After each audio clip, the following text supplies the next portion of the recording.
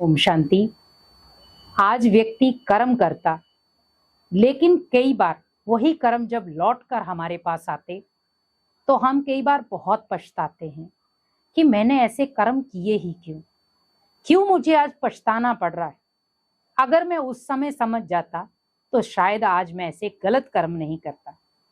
लेकिन हम कई बार गलत कर्म कर लेते हैं और हम पछताते फिर बाद में हैं।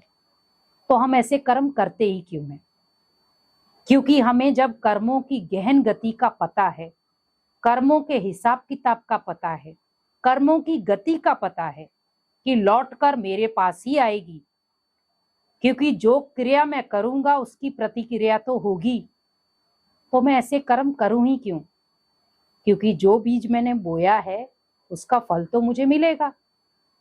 अब मैंने अगर गला सड़ा बीज बोया है तो मुझे फल भी वैसा मिलेगा। तो क्यों ना मैं ऐसा बीज बोऊं जिसका फल मुझे अच्छा मिले। अब मैंने किसी को गाली निकाली, किसी को गलत शब्द यूज किए, तो रिटर्न में मुझे क्या मिलेगा? गलत शब्द ही तो मिलेंगे ना, गाली गलौची तो मिलेगा। अब आप ये सोचो, किसी ने आपका तिरस्कार किया, लेकिन बदले में आपने उसका तिरस्कार नहीं किया, आपने सहन कर लिया। कोई बात नहीं, इस आत्मा की नेचर ऐसी है। लेकिन मुझे उस आत्मा जैसा नहीं बनना है, मुझे उस आत्मा जैसा कठोर नहीं बनना है। वो आत्मा कठोर है अपनी नेचर के हिसाब से, लेकिन मुझे कठोर नहीं बनना है, क्योंकि भगवान ने मुझे क्या टाइटल दिया है? रहम दिल, क्षमाशील आत्मा। मुझे ऐसा नहीं बनना है। तो पाप का भागीदार कौन बना? सामने वाला। तो मैं कौन सी आत्मा बन गई? पुण्य आत्मा, क्योंकि उस आत्मा ने मेरे पाप कर्म खत्म कर दिए और मेरे पास पुण्य कर्म जुड़ गए।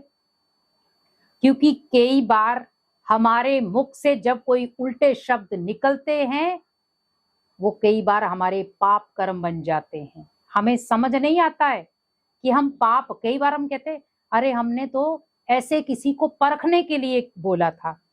परखने के लिए नहीं था, वो आपने पाप कर्म जमा कर लिया है 100 गुना, क्योंकि किसी को वो बोल हर्ट हो गए हैं, दुख देने वाले बन गए हैं, पीड़ा देने वाले बन गए हैं। और वो उस समय बने हैं जब वो ऑलरेडी व्यक्ति पीड़ा में था। जैसे कोई व्यक्ति तकलीफ में है, आप उसे और तकलीफ दे रहे हैं। आप सोचो, उस आत्मा के अंदर ऑलरेडी तकलीफ है, आप उसे और तकलीफ दे रहे हैं, तो वो व्यक्ति क्या देगा आपको? आप खुद समझदार हैं। इसीलिए भगवान भी क्या कहते हैं, बच्चे अगर आप किसी को दुआ नहीं दे सकते तो बद्दुआ भी मत दो। अगर आप अच्छे कर्म नहीं कर सकते तो बुरे भी कर्म मत करो। अगर आप किसी का सहयोग नहीं कर सकते तो किसी का अपमान भी मत करो। आप किसी का सम्मान नहीं कर सकते तो आप किसी का तिरस्कार भी मत करो। क्योंकि आप कोई नहीं होते किसी को जज करने वाले। कौन कैसा है, छोड़ दो उसे जो जैसा है। सभी संसार में अपने अपने संस्कार लेकर आए हैं।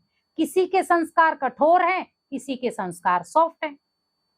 कोई एक शब्द में बदल जाता है, कोई 1000 शब्दों में भी नहीं बदलता। नेचर है सभी की। कोई एक स्टेप में चेंज हो जाता है, कोई 100 स्टेप में भी चेंज नहीं होता। तो भगवान कहते बच्चे हम दुनिया को चेंज करने आए हैं। भगवान भी तो हमें परिवर्तन करने आए ना। हम कितना परिवर्तन हो पा रहे हैं? अब सोचो, अगर भगवान भी हमारे ऊपर कठोर चीजें शुरू कर दे कि मैं भी तेरे को कितनी बार चेंज करने आया, कहां चेंज हो रहा है तू? कर्मों की गति है।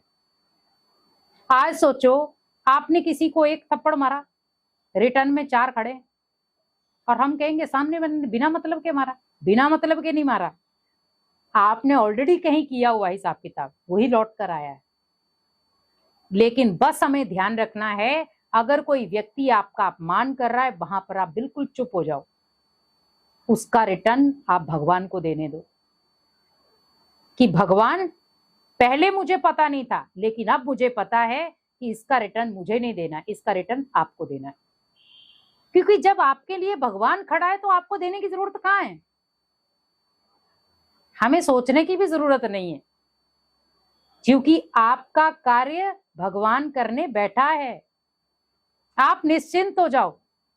जैसे बच्चा है, स्कूल में जाता है, उसे किसी ने मारा पीटा कुछ भी किया, तो बच्चा वापिस किसी को मार कर नहीं आया, वो मार खा के आ गया, लेकिन उसने कोई गलत कार्य भी नहीं किया। वो घर में आके मम्मी पापा को बताता है। अब उसे पता है कि मम्मी पापा स्ट्रेंथ में बहुत अच्छे हैं। घर में आके उसने मम्मी पापा को बताया, मम्मी पापा आराम से स्कूल में गए, जाकर के प्रिंसिपल को बताया। अब मैडम ने कहा कि आपके बेटे ने तो कुछ नहीं किया, सामने वाले ने इसको मारा, लेकिन आपके बेटे ने तो हाथ तक नहीं लगाया। अब सारा ब्लेम किस पर आ गया? जिसने मारा था। तो पनिशमेंट किसको मिलेगी? सामने वाले को। तो आपका बेटा तो सेफ हो गया ना, क्योंकि उसने पलटवार नहीं किया। इसीलिए भगवान भी कहते, बच्चे जब कोई आपके साथ कुछ गलत करे तो आप वहीं शांत हो जाओ। कहते ना, एक चुप 100 सुख, क्योंकि वो कई पाप कर्मों से बचा देता है। तो वहां पर भगवान के फैसले पर खड़े हो जाओ कि भगवान, इस आत्मा ने मुझे अपमानित किया, अब मैं इस चीज को आपके हवाले करती हूँ, आपको जो बेस्ट लगे वो आप करो। अगर इसमें मेरी गलती है तो सजा मुझे दो, अगर सामने वाले की तो वो तो भगवान पर छोड़ दो। वो भगवान को बात सुना करके हल्के हो जाओ। जो भी माइंड में चल रहा है भगवान को सुनाओ और हल्के हो जाओ। देखो फिर भगवान उस चीज का निर्णय भगवान करेगा, तो आप हल्के हो जाएंगे, तो माइंड भारी भी नहीं होगा। तो यह है कर्मों की गति। ओम शांति।